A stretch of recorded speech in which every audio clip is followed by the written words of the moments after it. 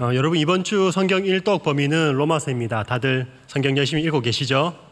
네, 그래서 오늘 말씀 본문에 들어가기 전에 로마서에 대해서 간략하게 한번 좀 말씀을 드리려고 합니다. 여러분 로마서는 사도 바울이 로마 교회에 보낸 편지죠. 로마 교회에 보낸 편지입니다. 그런데 이 로마 교회는 사도 바울이 개척한 교회가 아닙니다. 사도 바울이 세운 교회가 아닙니다. 그러면 로마 교회가 어떻게 시작이 되었느냐? 우리가 사도행전 2장을 보시면 로마 교회가 어떻게 시작되었는지 유추할 수 있는 그런 장면이 나옵니다. 사도행전 2장에 보시면 오순절 날에 예루살렘에 세계 각국에 흩어져 있던 유대인들이 예루살렘에 모이게 됩니다. 그때에 성령의 강한 임재의 역사가 일어나고 그곳에서 그리스도의 복음이 증거되게 됩니다. 그때에 로마로부터 온 경건한 유대인들도 있었습니다. 그들이 예루살렘에서 복음을 받아들이고 다시 자신이 살고 있던 로마 지역에 가서 교회를 시작을 했던 거죠. 그렇게 로마 교회가 시작되었다고 볼 수가 있습니다. 시간이 흐르면서 유대인으로 구성되었던 이 로마 교회는 점차 이방인들도 모이게 되었고 복음을 받아들이게 되었습니다. 그러던 중에 로마에 중요한 사건이 일어나게 됩니다. 당시 로마에 있었던 황제가 글라우디오 황제인데요. 글라우디오 황제 때에 로마에 있던 모든 유대인들을 추방하는 그런 사건이 발생하게 됩니다. 그 이유에 대해서는 이후에 역사가 수에토니우스가 자신이 역사책을 기록하면서 밝히는데요. 크레스토스 분쟁 때문에 로마의 황제가 유대인들을 다 추방했다 이렇게 설명하고 있습니다. 그러면 크레스토스가 무엇인가? 당시에 라틴어로 그리스도를 크리스토스라고 말했는데요. 그 크레스토스는 크리스토스를 잘못 표기한 것일 거다 이렇게 생각을 합니다.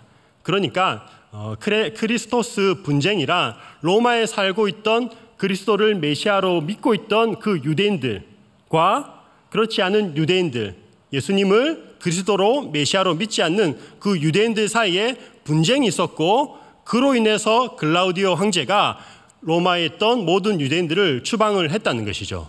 그때가 주후 49년입니다. 이 사실은 우리가 사도행전에도 기록되어 있습니다. 사도행전 18장 2절에 보시면 이런 말씀이 있습니다.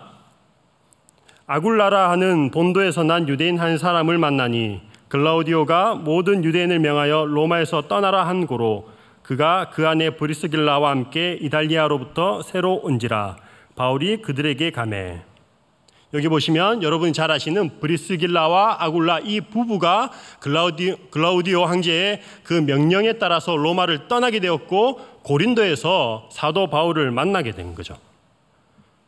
이후에 로마를 떠났던 그 유대인들은 글라우디오 황제가 죽고 난 뒤 약 5년이 지난 뒤에 다시 로마로 돌아오게 됩니다. 그때가 주후 약 54년경으로 우리가 추정을 하고 있습니다. 여러분 처음에 로마 교회 시작은 유대인들로 시작되었다고 했습니다. 예수님을 믿는 경건한 유대인들로 시작이 되었습니다. 그러면 당연히 로마 교회의 중심은 유대인들이 중심을 이루었겠죠. 그 이후에 이방인들이 왔습니다. 그런데 로마에서 모든 유대인들이 추방당하고 난 뒤에 이제 로마 교회는 이방인들만 남았습니다. 이방인들이 중추적인 역할을 감당했던 것이죠. 5년 뒤에 다시 로마로 유대인들이 돌아왔을 때 교회상을 보니 이전에 그 이방인들 믿음이 연약했던 자들이 이제는 믿음이 성장해서 교회의 중추적인 역할을 맡으면서 이렇게 교회를 이끌어가는 모습을 보게 된 것입니다. 여러분 그런데요, 유대인의 입장에서 봤을 때에 같은 예수님을 믿는 그런 그리스도인이지만 아직까지도 유대인의 입장에 봤을 때 이방인들은 할례도 행하지 않고 그리스도의 하나님의 말씀 율법을 온전히 시행하지 않는 그런 모습을 보면서 과연 이 사람들에게도 구원이 있을까 그것을 의문시 여기던 그런 때였습니다. 그런 상황인데 그것뿐만 아니라 그 사람들이 이방인들이 교회의 중심을 이루고 있자 이 유대인들이 봤을 때는 뭔가 좀 탐탁지 않았다는 것이죠. 마찬가지로 이방인들이 볼 때 유대인들은 어떻습니까? 그들이 복음을 받아들였다고 하면서도 자유하지 못하고 여전히 율법에 얽매여 있는 그들의 모습을 보면서 과연 이들이 하나님의 복음을, 그리스도의 복음을 정말로 알고 믿는 것인가라는 또 의문을 가졌겠죠. 그래서 이 로마 교회 사이에서, 로마 교회 안에서 유대인들과 이방인들 사이에 분쟁이 일어나게 된 것입니다. 그때에 이제 사도 바울이 고린도에서 편지를 작성하죠. 고린도에서 57년경에 편지를 작성합니다. 사도 바울이 로마 교회의 소식을 들었습니다. 로마 교회 가운데 있는 유대인과 이방인들 사이에 교회 안에서 분쟁이 있다는 소식을 듣게 되었고, 그들을 복음으로서 다시금 하나되게 화합하기 위해서 로마서를 기록하게 되었습니다. 그런 내용들이 로마서에 쭉 기록되어 있습니다. 또 바울이 로마서를 쓴 중요한 목적이 있는데요. 바울은 로마 교회를 기점으로 해서 이제 서쪽으로, 서바나 지역으로 선교를 가고자 하는 그런 계획을 가지고 있었습니다. 당시 로마는 세계 중심이죠. 정치, 경제, 문화 모든 것의 중심이었습니다. 교통의 중심이었습니다. 그래서 로마 교회를 기점으로 해서 또 물질적으로 로마 교회로부터 후원을 받아 서바나로 선교를 가기를 원했습니다. 사도 바울이 예루살렘에서 시작해서 유대, 그리고 그 동쪽 지역, 아시아 지역이죠. 지금의 터키 지역, 그 선교를 하고 서쪽으로 가기 원했던 것은요, 예수님의 명령이 그랬죠. 예수님께서 예루살렘과 유대와 사마리아와 땅끝까지 이르러 내 증인이 되리라, 그 말씀에 순종하기 위해서였습니다. 당시 사람들이 생각하는 서바나, 그러니까 서쪽 바다에 근접해 있는 그 서바나 지역은 당시 사람들이 생각하는 땅끝이었습니다. 사도 바울은 사명에 사로잡힌 사람이었죠. 내가 하나님의 말씀에 명령에 순종해서 땅끝까지 나아가겠다는 그런 마음의 계획을 품고 그 가운데 로마 교회를 거점 지역으로 잡기를 원했던 것입니다. 그래서 로마 교회에 편지를 보내면서, 한 번도 방문하지 못한 교회지만 편지를 보내면서 내가 사도로서, 선교사로서 합당한 사람이라는 것을 또 로마 사람들에게, 로마 교회 사람들에게 표현하는 그런 내용들이 로마서에 기록이 되어 있습니다. 여러분, 사도 바울이 이러한 목적으로 로마서를 기록했을지라도 로마서는 이후에 아주 많은 사람들에게 엄청난 영향을 끼치게 되죠.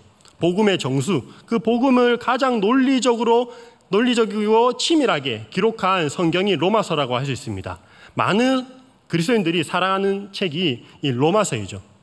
또한 마틴 루터가 종교개혁을 일으키게 된 계기도 이 로마서의 말씀, 그 1장의 말씀, 그 말씀을 통해서 종교개혁을 일으킨 계기가 되기도 했습니다. 로마서를 보면 1장부터 16장까지가 있는데요. 크게 보면은 여러 부분으로 나눌 수도 있지만 크게 본다면 두 부분으로 나눌 수가 있습니다. 먼저 1장부터 11장까지의 내용, 그 내용은 복음을 기록하고 있습니다. 인간이 얼마나 죄인인지, 그리고 하나님께서 사람을 구원하시기 위해 어떤 일을 행하셨는지에 대한 그런 신학적인 내용을 논리적으로 구술을 하고 있습니다. 기록을 하고 있습니다.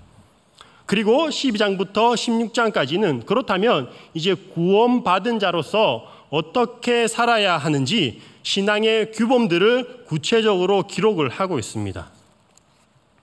오늘 본문인 12장, 그러니까 두 번째 단락이 되겠죠. 12장 1절부터 2절까지 말씀은 또 12장부터 15장까지 전체적인 내용을 함축적으로 요약하고 있는 서론의 역할을 한다고 보시면 될 것 같습니다. 그러면 오늘 말씀으로 들어가서 한번 살펴보도록 하겠습니다. 여러분, 12장 1절 보시면 처음을 접속사로 시작을 합니다. 그러므로라고 나와 있죠. 여기서 그러므로는 1장부터 11장까지 그동안 바울이 기록한 모든 내용을 포함하고 있습니다. 그 모든 내용을 원인으로 해서 이제부터 바울이 결론적으로 글을 써 내려갈 것이라는 것을 표현하기 위해서 그러므로라는 접속사를 사용해서 이제 글을 시작하고 있습니다. 1절에 보시면 바울이 말하는 바는 이거죠. 너희 몸을 하나님 앞에 제물로 드리라. 너희 몸을 산제물로 하나님께 드리라 라고 말씀합니다. 여러분, 우리가 우리의 몸을 왜 하나님 앞에 드려야 될까요? 당연하다고 생각할 수 있겠지만 그것을 한번 좀 자세히 살펴보려고 합니다. 1절을 다시 한번 우리 같이 읽어보도록 하겠습니다. 같이 읽겠습니다. 시작. 그러므로 형제들아, 내가 하나님의 모든 자비하심으로 너희를 권하노니 이는 너희가 드릴 영적 예배니라. 예. 몸을 드리라라고 하기 전에 사도 바울은 하나님의 모든 자비하심으로 너희에게 권한다. 하나님의 자비하심으로 너희를 권한다라고 말씀하고 있습니다. 여러분, 자비라는 것은요, 자비라는 것은 죄인을 향한 하나님의 성품입니다. 죄인을 향한 하나님의 성품입니다. 그래서 바울이 여기서 말하는 자비는 이전에 계속해서 사도 바울이 이야기했던 하나님께서 죄인을 구원하시기 위해 행했던 모든 행위들을 포함을 한다는 것이죠. 하나님은 죄인을 위해서 자비를 베푸셨습니다. 예수님은 십자가에 못 박혀 죽으심을 통하여서 은혜, 자비를 베푸셨기 때문에 구원을 받았다는 것입니다. 그래서 바울이 말하는 이 하나님의 자비가 우리가 몸을 드려야 하는 이유가 되는 것이죠. 하나님께서 먼저 우리에게 그러한 자비를 베푸셨기 때문에 우리가 우리의 몸을 하나님께 드리는 것이 마땅하다는 것입니다. 먼저 하나님께서 그 아들 예수 그리스도를 십자가에서 제물로 내어 주셨기 때문에 우리 또한 우리의 몸을 제물로 하나님 앞에 드리라, 이렇게 말하고 있는 것입니다. 또한 우리의 몸을 주님께 드리라는 그 말 속에는 이런 이유도 있습니다. 우리의 몸을 드린다는 것은 하나님께서 받으시겠다는 의미입니다. 하나님과의 깨어진 관계 속에서는 아무리 우리가 열심으로 드리고 내가 가진 것을, 모든 것을 드린다고 할지라도 하나님이 받으시지 않으시죠. 그러나 예수님을 통해서 하나님과의 우리의 관계가 화목되었고 화해되었고, 그래서 이제 우리의 몸을 드릴 때에 그것을 하나님께서 기뻐 받으신다는 겁니다. 주님께 속한 자로서 우리를 받아주시기 때문에 우리가 우리의 몸을 하나님께 드릴 수 있다는 그런 뜻입니다. 여러분, 로마서의 그 구조 1장부터 11장과 또 12장부터 16장까지의 그 구조를 보아서도 아시겠지만, 먼저 하나님의 은혜가 먼저이고 그 다음에 어떻게 살아야 하는지가 나옵니다. 하나님께서 기뻐하시는 생활을 해야지 구원받는 것이 아니라, 우리가 구원을 받았기 때문에 그것을 깨달은 사람은 자연스럽게 하나님의 기뻐하시는 그러한 삶을 살게 된다는 것입니다. 여러분, 1절을 계속해서 살펴보면 또 이렇게 나와 있습니다. 너희 몸을 하나님이 기뻐하시는 거룩한 산 제물로 드리라. 너희 몸을 드리라. 기뻐하시는 거룩한 산 제물로 드리라. 여기서 말하는 몸은 그냥 살덩이를 뜻하는 건 아니라는 건 아시겠죠? 그냥 우리의 육체만을 뜻하는 것이 아닙니다. 여기서 말하는 몸은 전체, 우리의 몸의 전 인격, 우리 존재의 전체를 뜻합니다. 그래서 하나님께 몸을 드리라는 것은 곧 우리 자신 전부를 하나님께 내어드리라, 그런 의미를 가지고 있습니다. 우리를 하나님께 드리되 어떠한 모습으로 드리라고 나옵니까? 거룩한 산제물, 살아있는 제물로 하나님께 드리라고 말씀합니다. 살아있는 제물은 무엇이냐? 우리가 살아있는 동안 우리의 전 생애 가운데서 하나님께 우리의 모든 것을 드려야 한다는 의미가 있습니다. 우리의 삶 전체가 하나님께서 기뻐하시고 거룩한 그런 생활의 모습을 통해서 하나님께 제물로 우리 자신을 드려야 한다는 것입니다. 초기 기독교 교부였던 크리소스톰은 로마서 12장 1절을 주석하면서 이렇게 풀이를 하고 있습니다. 제가 읽어보겠습니다. 그러면 몸이 어떻게 제물이 될 수 있다는 것인가? 눈으로 일체 악한 것을 보지 않게 하라. 그러면 눈이 제물이 될 것이다. 혀로 일체 불결한 것을 말하지 않게 하라. 그러면 혀가 제물이 될 것이다. 손으로 일체 불법한 행위를 하지 않게 하라. 그러면 손은 온전히 드리는 번제가 될 것이다. 이렇게 이야기를 하고 있습니다. 여러분, 우리가 살아있는 상태에서 하나님 앞에 제물로 드린다는 건요, 의지적인 결단과 순종이 요구가 됩니다. 구약의 제사를 보시면 제물로 양이나 소를 바치죠. 양이나 소, 죽은 것을 데려오지 않습니다. 살아있는 양이나 소를 데려와서 이제 제단 앞에서 제사장이 이렇게 죽이게 되죠. 소를 죽이고 양을 죽이고 그것을 각을 떠서 제단 위에 올려놓고 불태우게 됩니다. 그런데 우리는 어떻습니까? 산제물은 다르죠. 산제물. 주님을 믿지만 우리가 산제물로 드린다는 것은요, 주님을 믿지만 믿음대로 살지 못하는 성도는요, 마치 살아있는 제물이 제단 위에 올려지지만 그것을 뛰쳐나가는 것과 같습니다. 왜냐? 살아있는 상태로 있기 때문에 자기 의지대로 뛰쳐나갈 수가 있다는 것이죠. 아브라함이 이삭을 바쳤을 때 이삭은 산채로 제단 위에 올려졌습니다. 100세가 넘는 아브라함을 이삭이 마음만 먹었다면은 그 자리에서 힘으로 어떻게 그렇게 제단을 벗어날 수도 있었을 것입니다. 그러나 이삭은 아버지 아브라함의 말씀에 온전히 순종하면서 자신을 드리죠. 예수님도 마찬가지입니다. 예수님께서도 십자가에서 산채로 매달리셨습니다. 예수님의 능력이라면 그 모든 자리를 박차고 풀려나실 수도 있었겠지만 그렇게 하지 않고 하나님 아버지의 말씀에 온전히 순종하기로 결단하시고 십자가에 못 박혀 죽으셨습니다. 그래서 하나님 앞에 내가 산제물로 드려진다는 것은 의지적인 결단과 순종을 필요로 하고 그리고 나의 자아가 죽을 때에 그리고 나의 모든 정욕이 죽을 때에 가능하다는 것입니다. 사도 바울이 말했던 것처럼 나는 날마다 죽노라. 내가 날마다 하나님 앞에 제단에서 죽을 때에 하나님께서 기뻐하시는 삶의 모습으로 살아갈 수 있다는 것입니다. 그렇게 우리는 산제물로 하나님 앞에 드릴 수 있는 것입니다. 여러분 1절을 다시 조금 자세히 보시면요, 너희 몸을 산제물로 드리라 라고 말씀할 때에 산제물을 수식하는 형용사가 2개가 나옵니다.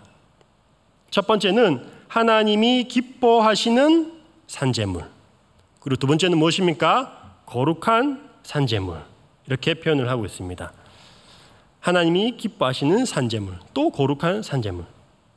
여러분 사도 바울은 자신이 예수님을 만나고 회심하기 이전에도 하나님께 드리는 삶을 살았습니다. 자신의 모든 것들을 동원해서 하나님을 위한 인생을 살았습니다. 그런데 중요한 것은 하나님이 정말로 기뻐하시는 인생이 무엇인지 그는 깨닫지 못했었죠. 바울이 생각한 하나님은 이런 하나님이었습니다. 하나님은 죄를 미워하시는 하나님입니다. 맞죠? 죄를 아주 끔찍히 미워하시는 하나님입니다. 그래서 죄를 지은 이스라엘 백성들은 바벨론의 포로로 끌려가게 되었고 지금도 로마의 치하에서 고통당하고 있는 이유가 죄 때문에 이렇게 하나님께 벌을 받아서 우리가 이런 고통을 당하고 있다고 생각을 하고 있었습니다. 그러면 구원받기 위해서는 어떻게 해야 됩니까? 그 고통에서 고난에서 벗어나기 위해서는 죄를 없애면 되는 것이죠. 죄를 없애고 거룩하게 될 때 하나님께서 구원하실 것이라는 그런 인식이 바울에게 있었습니다. 우리도 그렇게 생각할 수 있잖아요. 그리고 그것이 틀린 말은 아닙니다.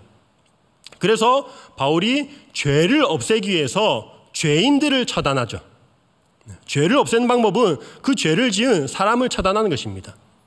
바울의 입장에서 바라봤을 때에 예수님을 믿는 교회, 그리스도인들은 율법을 제대로 행하지 않는 이교도 집단이고 죄인들이었습니다. 그래서 회심하기 전 바울은 교회를 박해하고 죄인들을 죽이기 위해서 혈안이 되었던 것이죠. 그것이 하나님께서 기뻐하시고 하나님께 드리는 인생이라고 생각했기 때문입니다. 여러분, 그런데 하나님의 마음, 정말로 하나님의 뜻은 무엇입니까? 죄인들이 멸망받아 심판을 받는 것이 하나님의 뜻이 아니었습니다. 죄를 미워하시는 것은 맞지만 하나님의 뜻은 죄인까지도 구원하고자 하는 것이 하나님의 뜻이었습니다. 그래서 하나님이신 예수님은 이 땅에 계시면서 죄인들을 만나시고 그들과 식사하시고 그들과 친구가 되어주셨죠. 바울이 회심하기 전에 했던 그런 모든 신앙적인 행위들, 그런 것들은 하나님을 위해 한 일이라고 생각했지만 사실은 자기의 의를 채우는 일에 불과했습니다. 하나님의 일을 한다고 하면서도 하나님이 기뻐하시는 일을 하지 못했던 것이죠. 그러면 누구를 기쁘게 하는 일이었겠습니까? 결국은요, 자기 자신을 기쁘게 하는 일이었습니다. 그렇게 하나님의 일을 해나가면서 을을 하나씩 둘씩 쌓아 나갈 때마다 자기 자신은 스스로 나는 구원받아 마땅한 자라는 그런 마음의 만족감을 얻게 되었던 것이죠. 그렇기 때문에 결국은 자기 자신을 기쁘게 하는 일이었습니다. 우리도 마찬가지입니다. 하나님을 위해서 거룩한 그런 일들 가운데도 정말로 하나님께서 기뻐하시는 일이 아니라 나 자신을 기쁘게 하는 일이 될 수 있다는 그런 경각심을 항상 우리가 잊지 말아야 할 것입니다. 거룩한 일을 하고 있는 나 자신을 바라보면서 스스로 대견해야 하는 것이죠. 찬양을 부르는 나 자신, 아무도 보지 않는 곳에서 홀로 기도하는 나 스스로의 모습을 보면서 교만에 빠질 수 있다는 것입니다. 그러면서 거룩한 것과 거룩하지 않은 것을 구분하면서 스스로는 거룩하다고 여기는 것, 그것이 바로 자기 자신을 기쁘게 하는 행위라고 할 수가 있습니다.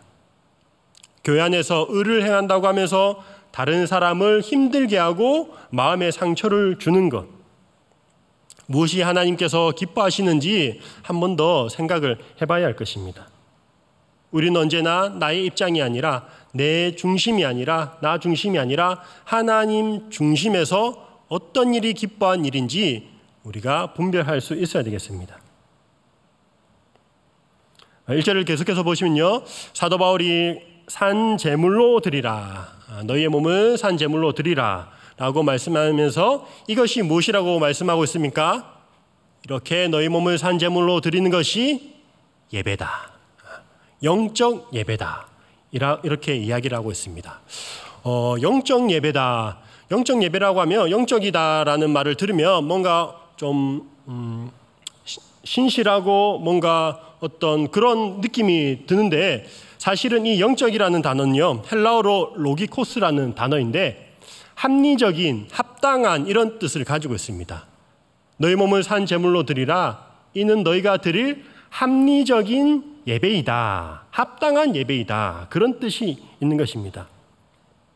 하나님께서 먼저 예수님을 제물로 내어주셨기 때문에 너희 또한 너희 몸을 하나님 앞에 제물로 드리는 그것이 바로 합리적이지 않겠느냐, 그것이 바로 합당한 예배라는 뜻이죠. 반대로 우리의 삶을 하나님 앞에 제물로 드리지 못하는 사람은 어떤 사람입니까? 불합리한 사람이죠. 불합리한 사람이 될 수 있는 겁니다. 여러분, 합리적인 예배라는 것은요, 우리의 전인격, 산제물 때 말씀드렸지만, 설명드렸지만 우리의 전인격을 하나님 앞에 드리는 것을 합리적인 예배라고 할 수 있습니다. 이 자리에 몸은 왔지만 마음은 오지 않는 것, 합리적인 예배가 아니겠죠. 구약에서 제사를 드릴 때 하나님께서 받으시는 제사는 얼마나 많은 제물을 가져왔느냐, 그것을 받으시지 않았습니다. 많은 제물의 피를 흘리는 것이 하나님께서 기뻐하시는 예배가 아니었습니다. 여러분, 하나님께서 피를 막 좋아하시는 분 아닙니다. 하나님께서 드라큘라도 아니고 피를 막 그렇게 선호하지는 않으세요. 시편 50편 13절과 14절을 제가 한번 읽어보겠습니다. 내가 수소의 고기를 먹으며 염소의 피를 마시겠느냐. 감사로 하나님께 제사를 드리며 지존하신 이에게 내 소원을 갚으며. 피를 선호하기 때문에, 그 제물을 선호하기 때문에 하나님께서 제사를 드리라고 하는 것은 아니라는 거죠. 오늘날로 드리면, 말씀드리면 많은 헌금이나 아니면 그냥 형식적으로 드리는 예배, 그게 아니라 우리의 전인격적으로 마음을 다해서 모든 것을 드리는 것이 하나님께서 받으시는 합당한 예배라는 것입니다. 여러분, 가끔 아기들을 보면 굉장히 귀엽죠. 아기들을 보면 너무 귀엽습니다. 막 깨물어주고 싶은데 그 아기들이 3살, 4살 이런 아기들이 과자를 먹을 때가 있습니다. 과자, 유기농 과자 이런 걸 먹을 때가 있습니다. 그러면 괜히 이제 좀 장난을 치고 싶어지죠. 그래서 과자 한 개만 달라고 요구를 할 때가 있습니다. 한 입만 이렇게 말할 때가 있습니다. 여러분, 정말로 과자가 먹고 싶어서 달라고 하는 것일까요? 네. 만약에 부부 사이다, 친구 사이다, 그러면 한 입만 달라면 정말로 배고파서 먹고 싶어서 그런 겁니다. 맞죠? 제일 얄미운 사람들인데, 그런데 아기들은 다르죠. 그 아이들에게 과자를 한 입만 달라고 한 것은 그 한 개를 주는지 안 주는지 시험해 보는 것이죠. 이 아이가 나에게 어떤 마음을 가지고 있는지, 어떤 생각을 가지고 있는지 그것을 테스트하는 것이라고 할 수 있습니다. 아이가 자신의 손에 쥐어 있는 과자를 준다는 건요, 자기의 모든 것을 내어준다는 뜻이에요. 자기의 마음을 내어준다는 뜻이죠. 마찬가지로 하나님께서 우리에게 요구하시는 것들이 있습니다. 정말 필요해서 하나님께서 달라고 하시는 걸까요? 물질. 하나님처럼 부자가 어디 있겠습니까? 모든 것의 주인이신데. 시간, 건강, 모든 것은 하나님께서 부유하신 분입니다. 필요해서가 아니라 그런 때로는 우리가 가장 소중히 여기는 것들을 요구하심으로 인해서 우리의 믿음이, 우리의 마음이 어디를 향하고 있는지 하나님께서 우리의 믿음을 드러내도록 하시는 것입니다. 예전에 저희 딸이 한 5살, 6살 정도 되었을 것 같아요. 그때 교회에서 유치부 예배를 주일마다 드리는데 유치부에서 매주마다 헌금 봉투를 주었습니다. 집에 가서 헌금을 미리 준비해서 오라는 것이죠. 그래서 저희 아이 엄마가, 제 아내죠. 제 아내가 이렇게 주일마다 헌금 봉투에 1,000원짜리를 넣어서 보내곤 했습니다. 근데 한날은 주일날 오후였는데 그 유치부 저희 아이를 담당하고 있는 선생님, 제가 지도하는 청년이었는데 그 청년이 저한테 오더니 치킨 쿠폰을 한 개 주는 거예요. 치킨 쿠폰을 저한테 주면서 목사님 그 딸 헌금 봉투에 이게 있던데 그래서 목사님께 드려요 이렇게 하더라고요. 그래서 이게 왜 쿠폰이 왜 여기 있지 하면서 집에 가져왔습니다. 집에 가서 저희 딸한테 물어봤죠. 혹시 네가 이거 넣었냐고. 자기가 넣었대요. 치킨 쿠폰을 넣었대요. 그게 왜 넣었냐고 물어보니까 하나님 치킨 먹으라고. 자기가 넣었다는 거예요. 그때 제가 어떻게 했습니까? 어떻게 했겠습니까? 너는 어떻게 하나는 알고 둘은 모르느냐. 넣을 거면 10장을 넣어야지 하나님께서 치킨 한 마리를 드시지. 이거 한 장 갖고는 소용없다. 미련한 것아. 이렇게 꾸짖지 않겠죠. 그 모습이 너무나도 대견하고 사랑스럽게 보였습니다. 하나님께서도 마찬가지라고 생각합니다. 필요해서가 아니라 그 마음을 드릴 때에 그 정성을 하나님께서 보시고 받으신다는 것입니다. 하나님은 우리의 마음을 드리기를 원합니다. 예배도 마찬가지입니다. 한 번씩 잠깐 드리는 그런 공적인 예배뿐만 아니라 일상에서의 우리의 전 삶을 항상 하나님을 향했고 하나님께 삶의 예배로 드리기를 원하시는 것입니다.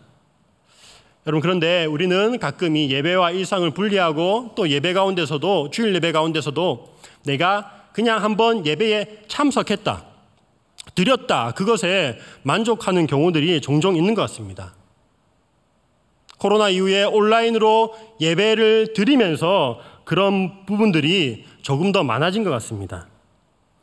예전에 교회에 와서 신앙생활을 좀 오래 하신 분들은 어떤 상황 때문에 주일에 교회에서 예배를 드리지 못하면 마음에 죄책감이 들었습니다.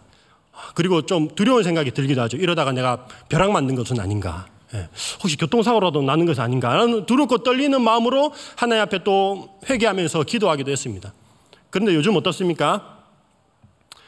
교회 가서 예배 못 드리면 온라인으로 드리면 되지 라는 그런 생각을 어느 순간부터 자연스럽게 하게 되는 것 같습니다. 가족들과 캠핑을 가기로 했는데 그날이 주일이다. 그러면 어떻게 생각할까요? 그래, 오늘은 야외 예배. 캠핑 가서 예배 드리면 되지. 예배 보면 되지. 캠핑도 즐기고 예배도 드리고 얼마나 좋습니까? 일석이조. 이것이 생각으로는 정말 합리적인 예배인 것처럼 느껴집니다. 예배를 또 다른 하나의 대안으로 생각을 하는 것이죠. 하지만 로마서 12장 1절에서 말하는 합리적인 예배는 그런 예배가 아닙니다. 우리가 예배를 그런 식으로 취급한다면 하나님께서도 예수님을 전적으로 드릴 이유가 없었습니다. 다른 대안을 취하셨겠죠. 죄인을 구원하는 것보다 차라리 있는 죄인들 싹쓸이 그냥 없애버리고 심판해버리고 멸망시켜버리고 새로운 인류를 창조하는 것이 하나님의 입장에서는 그것이 더 합리적이고 손쉬운 일이었을 것입니다. 그런데 그렇게 하지 않으셨다는 겁니다. 여러분, 우리는 이 예배를 통해서 우리의 마음을 드리고 예배를 통해서 우리의 모든 전 삶을, 모든 것을 하나님께 드려야 한다는 것을 잊지 말아야 되겠습니다.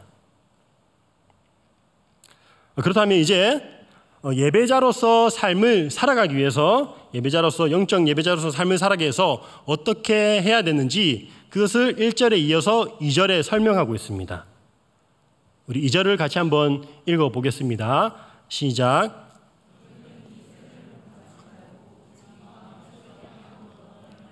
하나님의 선하시고 기뻐하시고 온전하신 뜻이 무엇인지 분별하도록 하라.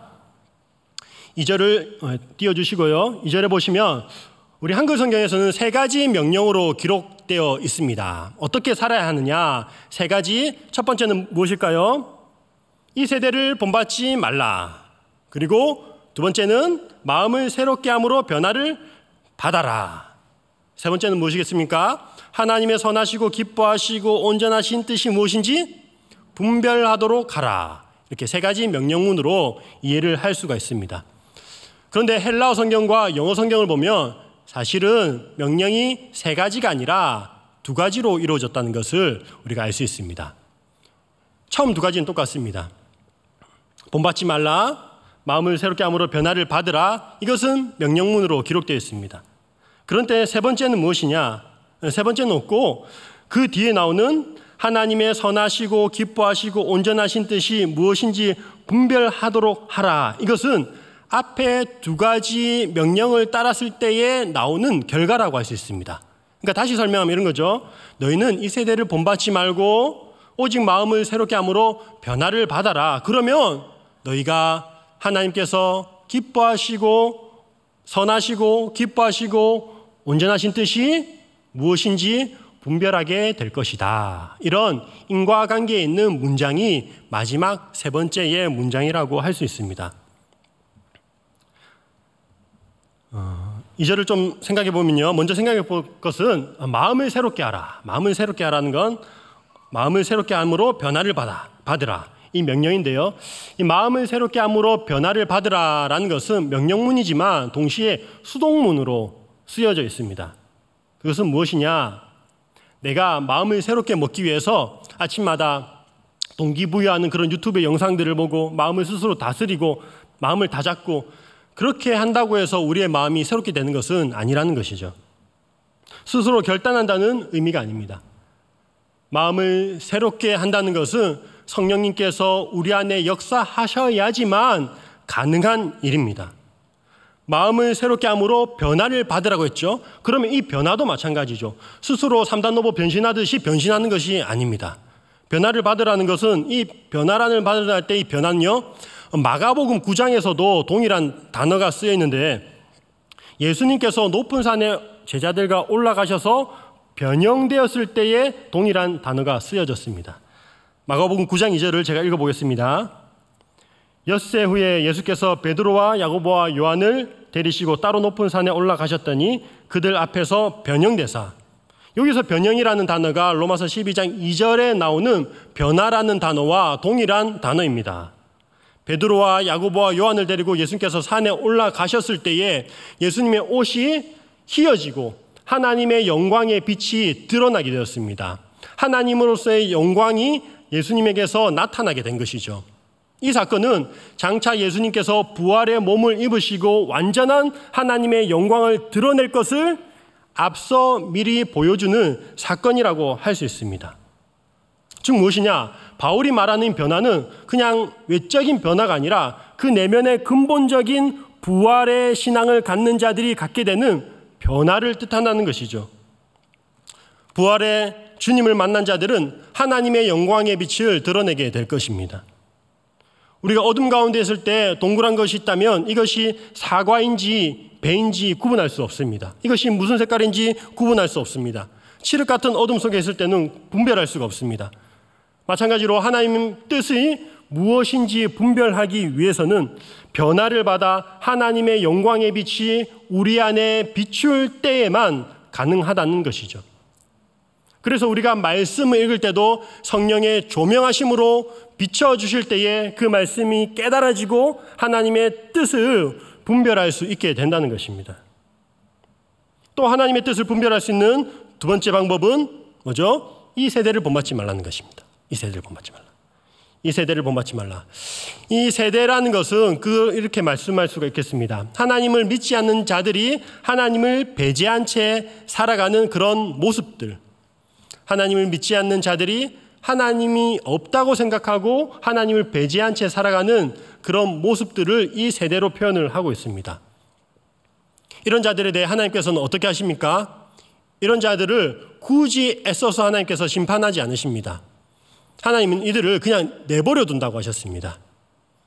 로마서 1장 24절과 26절과 28절을 연속으로 한번 제가 읽어보겠습니다.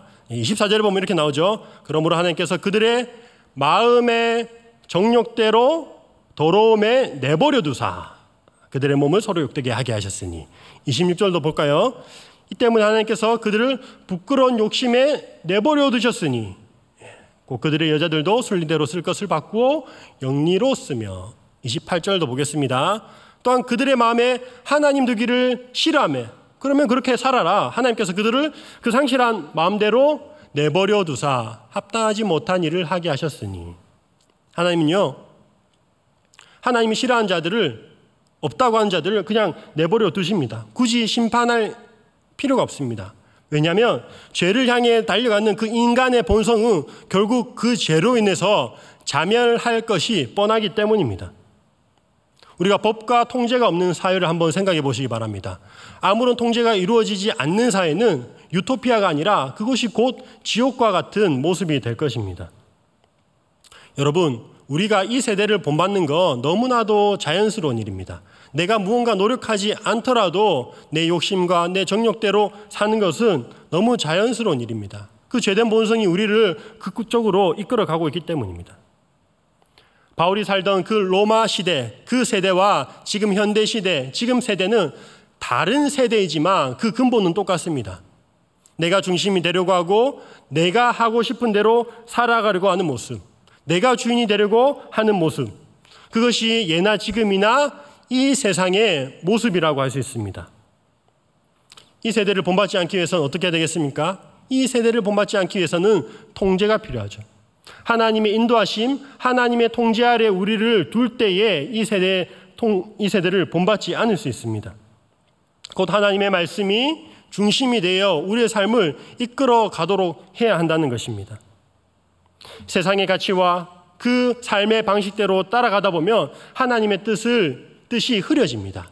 무엇이 하나님의 뜻인지 분간을 할 수가 없게 됩니다. 세상에 노출되면 노출될수록 세상의 모습을 닮아가게 되는 것이죠. 반대로 주님 앞에 우리 자신을 더 많이 노출시킬수록 하나님을 닮아갈 수밖에 없습니다. 그럴 때에야 하나님의 선하시고 기뻐하시고 온전하신 뜻이 무엇인지 분별할 수 있다는 것입니다. 말씀을 마무리하겠습니다. 여러분, 우리가 우리 삶을 하나님 앞에 내어드리기를 원합니다. 하나님께서 정말 기뻐하시는 그런 거룩한 산제물로 우리 자신을 드리기를 힘쓰시기 바랍니다. 여러분, 내 삶을 하나님께 드린다는 게 손해보는 일인 것 같습니까? 뭔가 조금 억울한 일일 것 같습니까? 그렇지 않습니다. 드린다는 의미를 다르게 표현하면 맡긴다는 의미죠. 나의 모든 전적인 나의 모든 것을 하나님께 맡긴다는 겁니다. 하나님께서 나를 마음대로 하나님의 뜻대로 사용하시도록 우리를 드린다는 의미입니다. 마지막으로 로마서 6장 13절을 한번 읽어보겠습니다. 또한 너희 지체를 불의의 무기로 죄에게 내어주지 말고 오직 너희 자신을 죽은 자 가운데서 다시 살아난 자 같이 하나님께 드리며 너희 지체를 의의 무기로 하나님께 드리라. 하나님께서 의를 행하기 위하시는 도구로 너희 자신을 드리라는 것이죠. 여러분, 어떤 도구든 그 도구를 사용하는 사람에 따라 그게 강도의 손에 들리면, 칼이 강도의 손에 들리면 그건 사람을 죽이는 도구가 되는 것이고, 의사의 손에 들리면 그건 사람을 살리는 도구가 되는 것이죠. 우리의 마음을, 우리의 전적인 것을, 우리 자신을 하나님께 내어드리면 하나님께서 우리를 의의 도구로 사용할 줄 믿습니다. 그렇게 하나님께 우리를 드리며 매일매일 순종의 삶을 살아가시기를 주님의 이름으로 축원합니다. 우리 함께 기도하도록 하겠습니다. 기도하실 때에 우리 들었던 말씀 기억하시면서 하나님, 먼저 내가 하나님께 드리기를 기뻐하는 자가 되게 하여 주십시오. 정말 복음을 깨닫게 하여 주시고 예수님께서 우리를 위해 모든 것을 내어주셨듯이 그에 따라 합리적으로 우리도 주님 앞에 모든 것을 내어드리도록 하나님 우리의 마음을 인도하여 주시옵소서. 우리의 마음에 변화를 받기를 원합니다. 새롭게 되기를 원합니다. 그래서 하나님의 뜻을 분별하기를 원합니다. 우리 자신을, 우리의 모든 것을 하나님께 맡길 때에 우리를 의의 무기로 사용하여 주시옵소서. 그렇게 함께 기도하시고 우리 개인 기도 제목으로 기도하시고 돌아가시기 바랍니다. 함께 기도하도록 하겠습니다.